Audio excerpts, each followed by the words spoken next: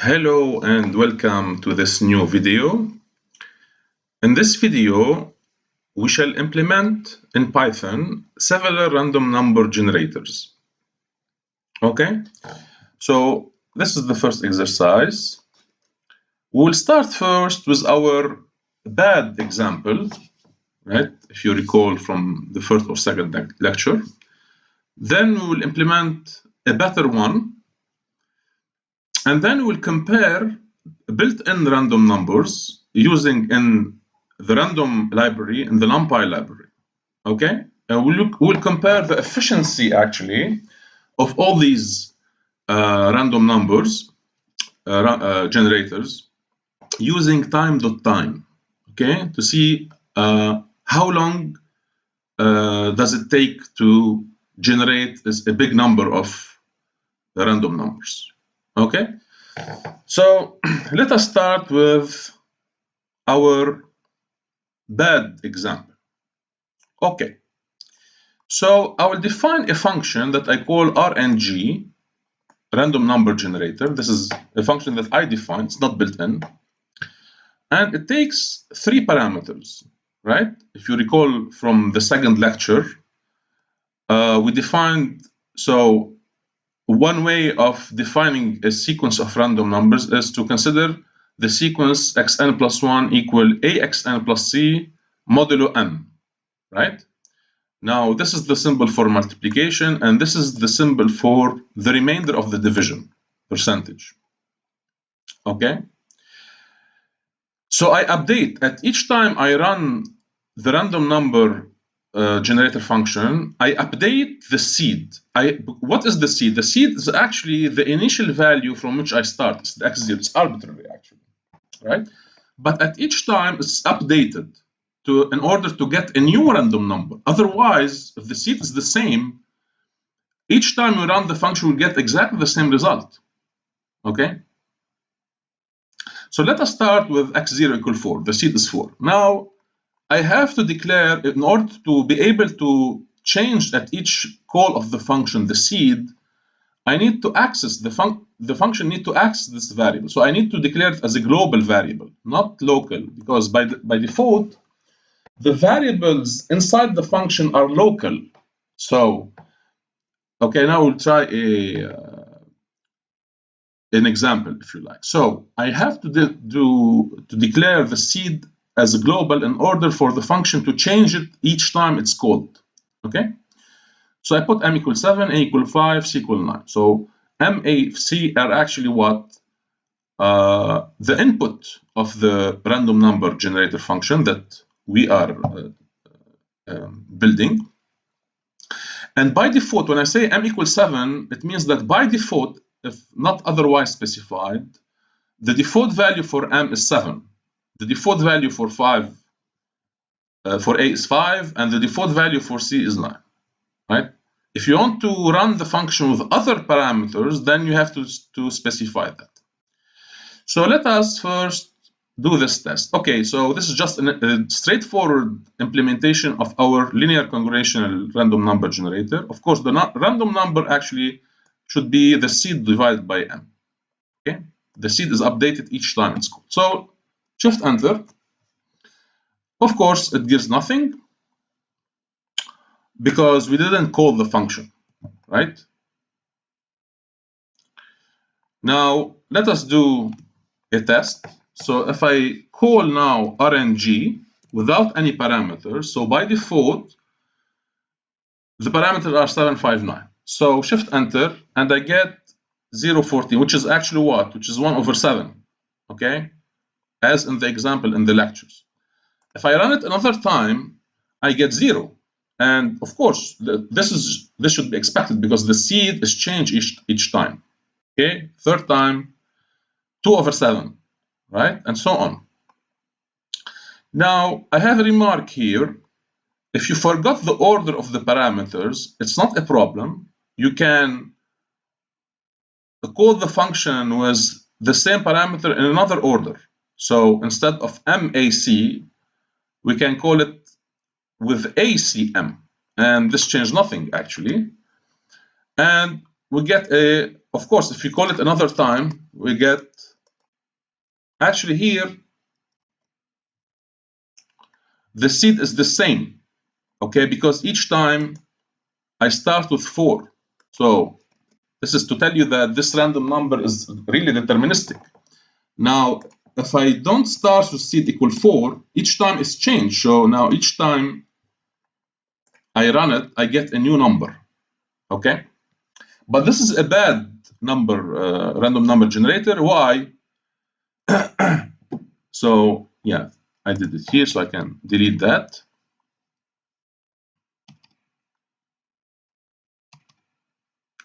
Okay, so each time you will get a different seed, okay?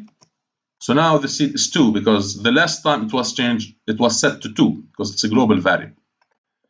Note that if you don't declare seed to be a global variable, seed will not be changed each time, and therefore you will get the same result. So let us do a test. So here I can put in command this line with this sharp symbol, but now I changed my function. It's not the same. And now if I run it, yeah, I get an error actually. Yeah.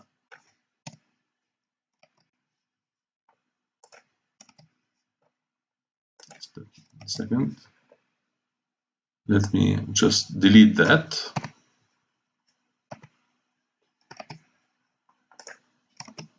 Yeah, I still get an error. Yeah, because seed was not defined. Okay, so you see there's a syntax error because when I update this, when I use this formula, this value should be declared inside the function. Let us call it, let us define it here, seed equal 4. Okay, now I think there's no error. Okay, now let us call this function. Okay, call it one more time. You get exactly the same result. Why? Because the seed is not changing. Okay, so therefore I have to put the seed to be global. Okay, and now if I run it another time, I get different results each time because the seed is changing. So the initial value is changing. Every time I call the function, the global variable seed is changing.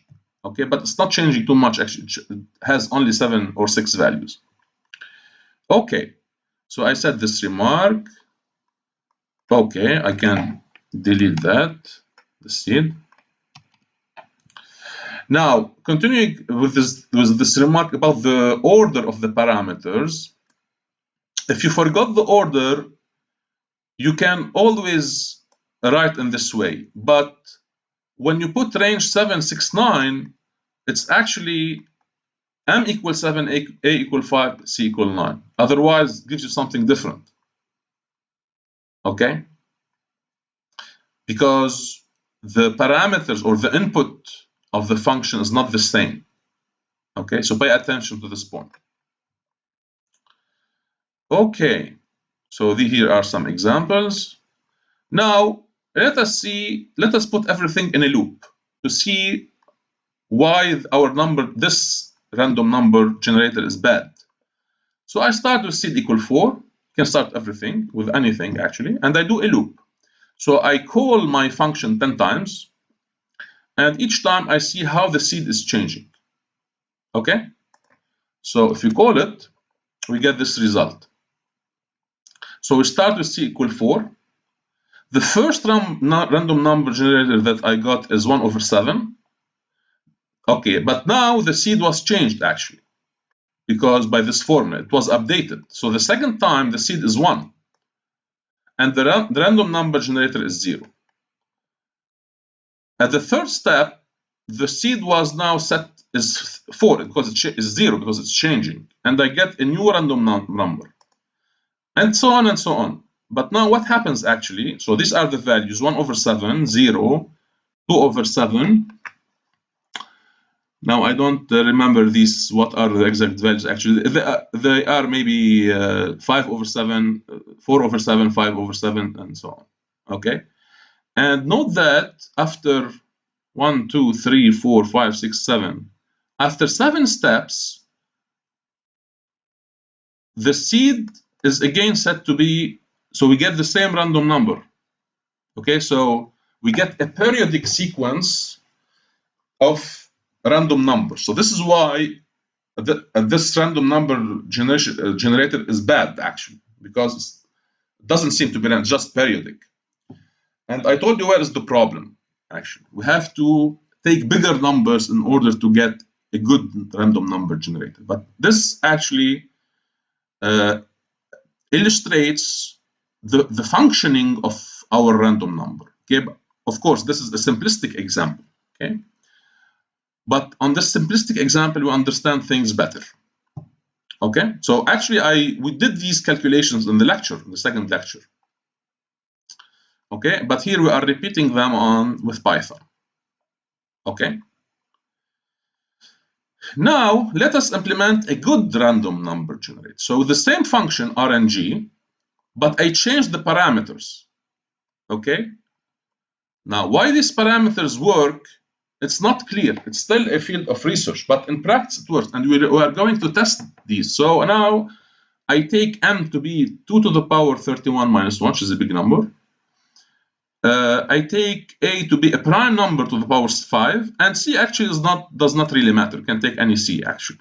Okay, what really determines the good properties are these two actually. So let us see what happens. We start with seed equal 4 and we do a loop. Okay, so we are generating 10 random numbers. So we get, okay, first we start with 4, we get 3.7 times 10 to the power minus 5, it's a small number. The next time the seed was changed actually, okay, and we got a new random number, 0.6, and so on.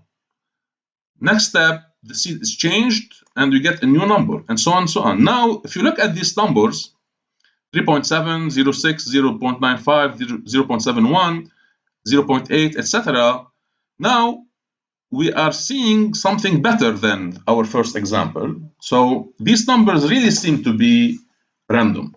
Okay, and if you want more examples, okay, if we repeat this, actually, you should get a different result, because now, okay, no, here we get the same result because we start with seed equal 4. Okay, but if we start with a different seed, now the seed actually changed. It's this one. Okay, so if I delete this, I get a completely different list. Okay, new numbers that appear to be random. Okay, this I can print 20 numbers. Okay, so 0.2, 0.1, 0.9, 0.26, etc. So now this number seems to be better. Okay, now let us test this by generating much more random numbers. In real, if you want, if you want to use the Monte Carlo methods or stochastic simulations, 20 numbers are not enough. You have usually to try at least 1,000 number in order to get something significant. Okay, so let us here try to generate 100,000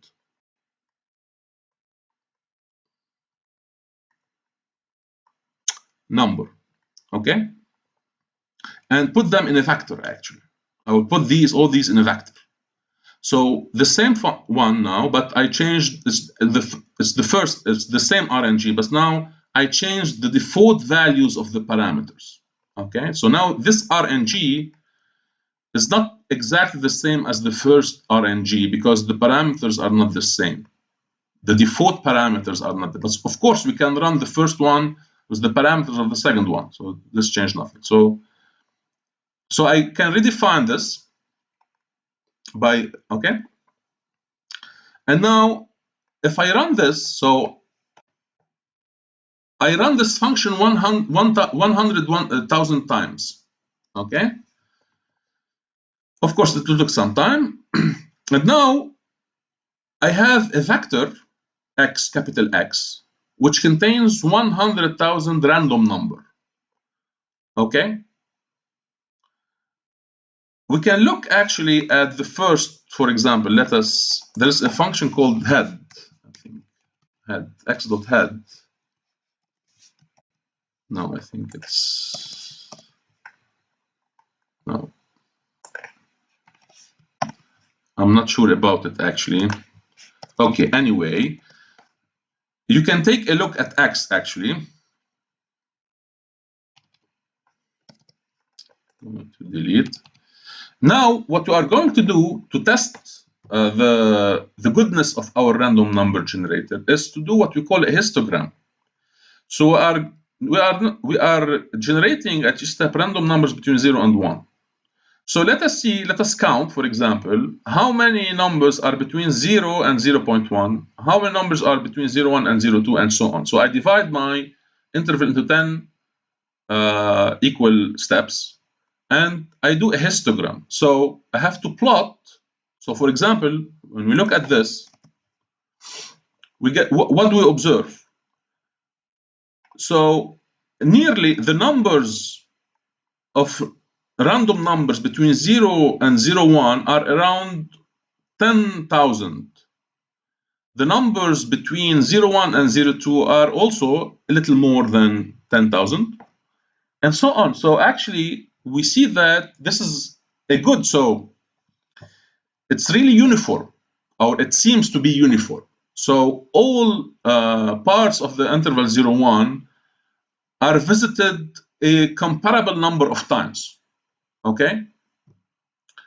And this is an indication, it's a kind of statistical test of the random generator, okay? So it seems to be good now. Okay, now let us use the same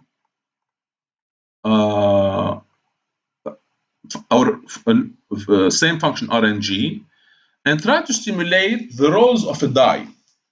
Okay, so we can to see this is another test.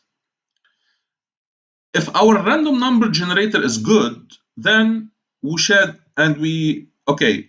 If we have a random number, a uniform random number between 0 and 1, and we take the floor function of 6 times u plus 1, we should get a value between 1, 2, 3, 4, 5, 6. So this simulates the rolls of a die. Okay? Okay, let us eliminate that. Okay, and now I do 10,000. I want to generate 10,000 random numbers by using my function RNG. Okay, so to test it. Okay, so I do a loop. This is not really a good style. I will tell you later why, because it's preferable to avoid loops in Python, but we are just trying with small numbers.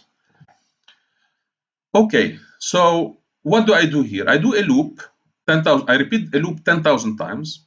Each time I generate a random number between 0 and 1. When I multiply it by 6 and add 1, then takes the floor function, I get an integer between 1 and 6. So now I need to compute how many integers were 1, how many integers were 2, how many integers were 3, and so on, to see if really we should get, if our random number is good, then you should get approximately the same proportion, right? So this is what I do. I do a loop, and then I plot a histogram. Okay? And this is what I get. Okay, so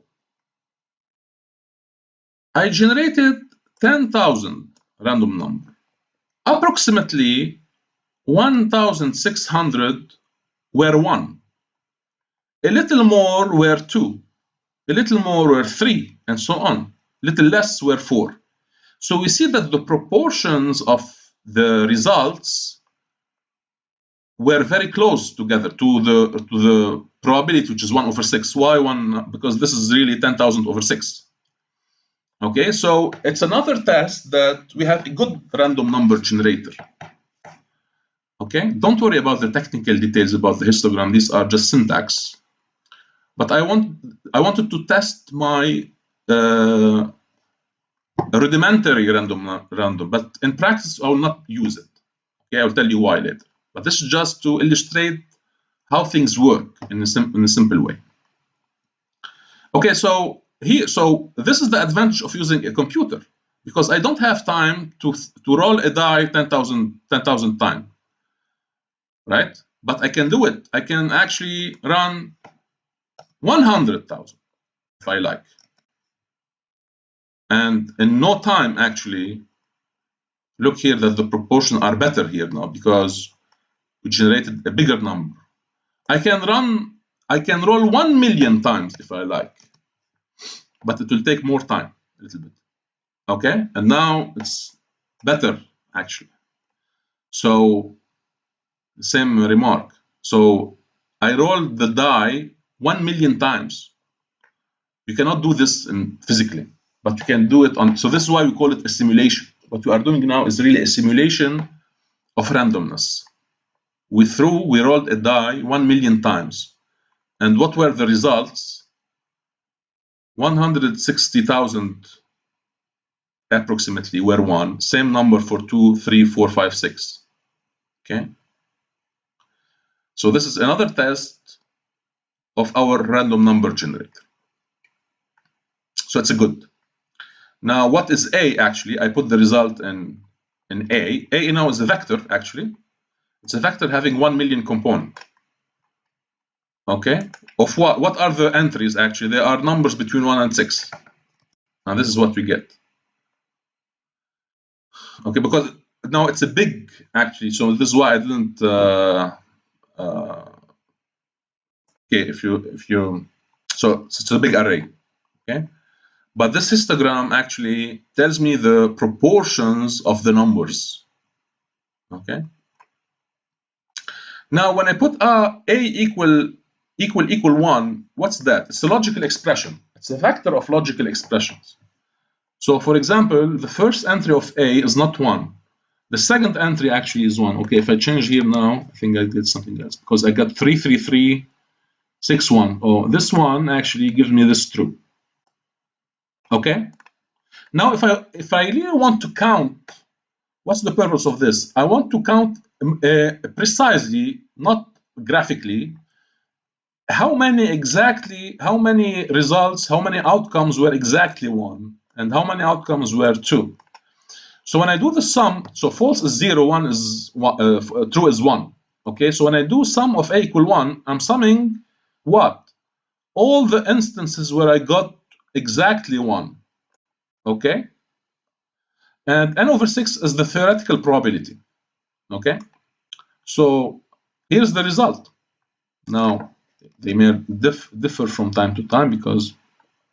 So what is the interpretation now? I got a more precise counting of the results. So 1666666 is actually the theoretical probability.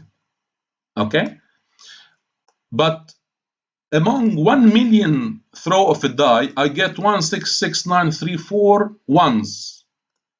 1665812. So they are really very close. Not the same, but very close. And a similar number for 3. Okay, so if you want to compute exact, they are not the same, but very close. Okay, so this is one way of counting the results because A is a big vector, so I cannot picture it. But I can compute the results, okay, by using this. Okay, so this is what I said. So the two previous histograms indicate that our number generator is okay and generates numbers that appear to be random and uniformly distributed. Now, I advise you to experiment with other choices of parameters and see what happens. Now, if I choose if I don't choose the right parameters, actually, I will get something. If you try our first choice of parameters, you will not get something good actually. Okay, try it. And now we come to the second part, where we'll compare the efficiency, at least the time efficiency, of several random number generators. Okay, so we'll compare 3 things. Our homemade random number generator, RNG, the built-in random generator, random.random. Okay, so just import the library or the module random, and you just state random.random. If you start with the same seed, now you understand what is the seed. But of course, seed here, random.seed, is an internal variable to Python. You don't need to worry about it. It's not a global variable, but it's something. It's a variable inside the library. So if you always start with the same seed, you will get exactly the same random number. So there's nothing random. Now this is good if you want to test your algorithm. Sometimes you need to have exactly the same numbers. But now actually, if you you don't specify the random number, you get something different because the seed was changed. Another time, get something else. 02, and so on. Okay, so this is the built-in random number generator of the library or the module random. Okay, let us now do a test. How long does it take for Python on my computer now, okay, to generate 10 million random numbers? Okay, so there is a library called time, just imported. So by now you know that you have to declare everything in Python. If you want to use a library, you have to import it. Okay, it's not like MATLAB or something. So we take n to be 10 million, and T0 time.time actually gives the time in seconds. Okay, you don't need to worry about it. And you start with an empty vector, and each time we append to it our random number generator. Okay, this is actually our homemade. Okay, and when we finish this, we see what is the time, T1, and then we compute T1 minus T0. It will give us what? The time lapse or the time needed to generate these 10 million random numbers. Okay, so let us do it. Okay, it's taking time now. I took big numbers in order to compare. Yeah, so now it took 7.9. Now you may not obtain the same number, it depends on your machine. If you don't have a very powerful machine, take a smaller number, take 1 million to take less half time. Okay, so it took 0.9917. Okay, of course, if you take n bigger, you get more time because Python is doing more work. Okay, now 1 second is not really a big deal, but if you have an older machine or you take a bigger number, time is really important actually. In real-time simulations, sometimes you have to deal with big numbers, so time is essential. Okay, now, okay, let us go back to 10 to the power because I want to compare these two. Okay, so about 7 or 8 seconds. Yeah, 8 seconds. Okay. Now, what is A? A is a list. Okay, is a list in which I put 10 million random numbers. Okay. Now, a better way, a more efficient way of generating 10 million is to put everything in a vector. A vector of length. If you know the size, it's a better style to store everything, to vectorize everything. Okay, because the append is taking a lot of time. So I'm just doing the same thing, but in the first experiment, I took a list or of variable size. Each time is changing, and this actually consumes times and memory. Okay, this second implementation is better.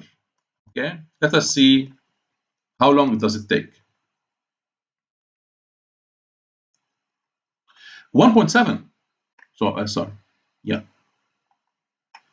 No, 9. Yeah, not more actually, but this is actually usually better. This is a better style. Okay, around the same time, 8.1, 8.5. Okay, so not really more efficient. Okay, but it's still bad. Now let us test the random.random number generator, the built-in. Okay, same thing.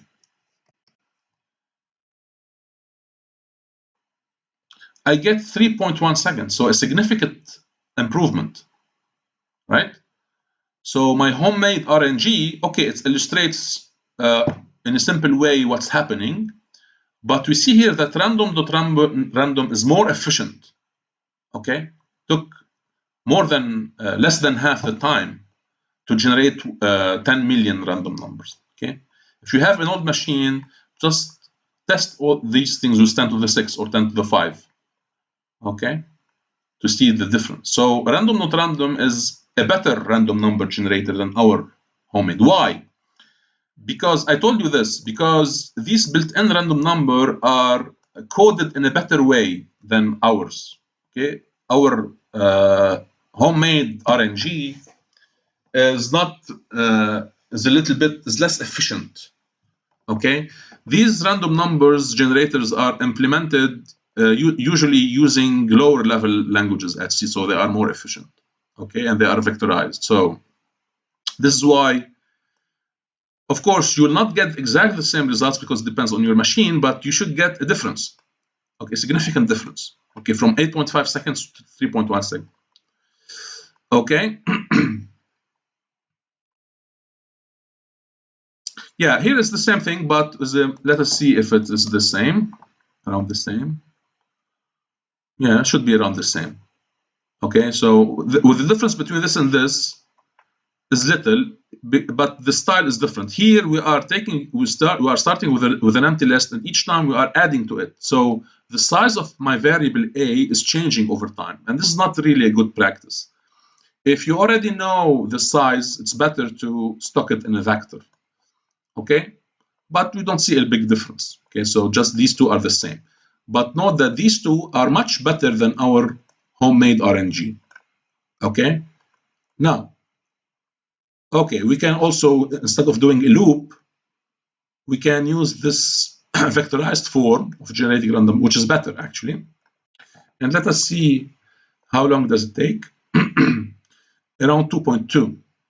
So still a better style of generating random numbers, because as you know by now, loops take a longer time than vectorized operations.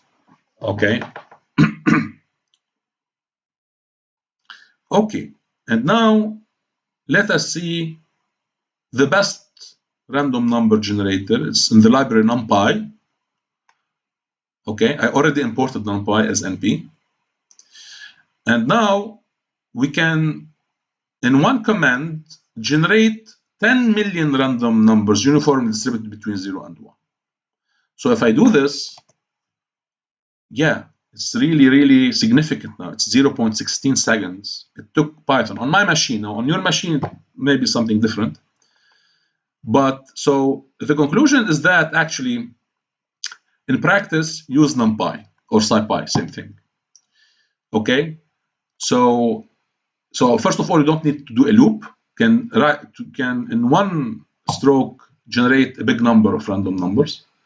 So in practice, I recommend that you use numpy. But I wanted to illustrate the basic mechanism of random number generators. Of course, but this is okay. Okay, I hope that the idea is clear now. Okay. So random.uniform, yeah, it uses a similar scheme than this, but it's a little bit more complicated, and the implementation is better.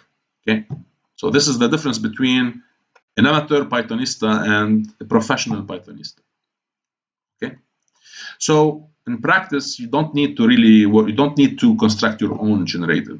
Just use something which is already built in, and I hope that I proved to you that numpy is better. It's much better than the random.random.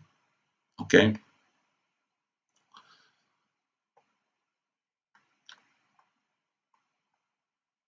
Okay. And finally, I just will conclude the remark about the style of importing libraries. We saw in the previous video actually that when you import numpy, you have access to several functions and constants, mathematical constants, okay, or functions like log, exponential, random.uniform, and so on. It's possible that if it's your first time using Python, you will be a little bit confused, or But I suggest that, so another way, if you don't want to each time write np.py, np.random, blah, blah, blah, np.log, np.exp, you can import from numpy everything by using this command, from numpy import star. Okay, and now you can just simply use pi, random.uniform, block3, square root, and so on. Okay, so these are okay. However, this is not a good practice actually. Why? I'll give you an example. Because these functions, the random, the log, the square root, etc., have analogs in other libraries, like math, the math library. Okay, so let me give you an example. The math library contains the floor function, okay, which is what actually, which is the biggest integer less or equal than the number. If you run this, what do we get?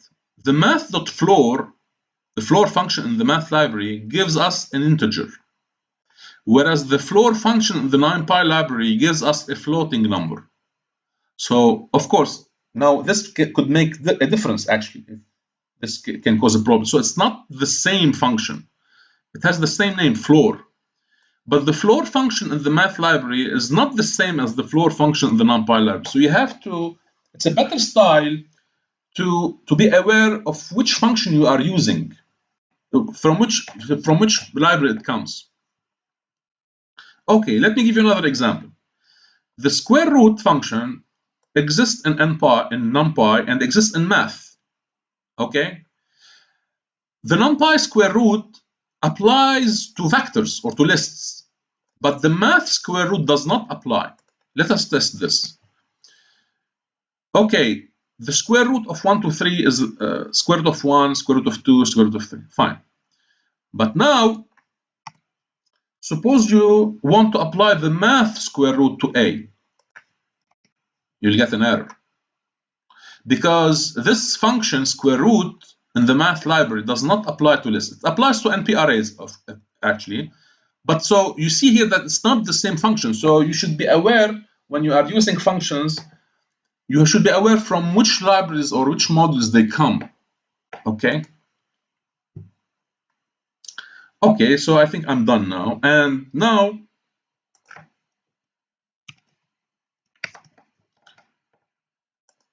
if you want, so you know that there are other text editors of Python. You have Spider, you have Python Shell, you have PyCharm, you have okay.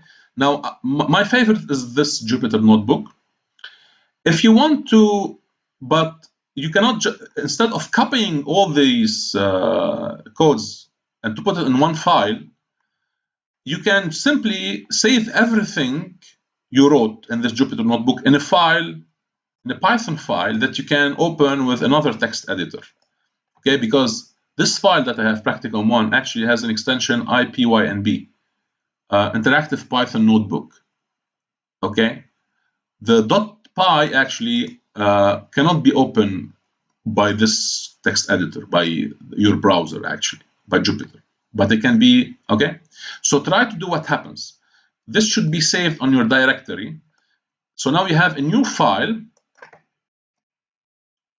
Yeah, so here it was, actually it existed actually, so I can just overwrite it. Yeah, so now I have in my directory a Python file that you can open with Spider, for example. Try to see what happens. Okay, so this is all for this first practical work. And next time, I think we can continue with the lectures. Okay, so thank you for your attention and have a good holiday.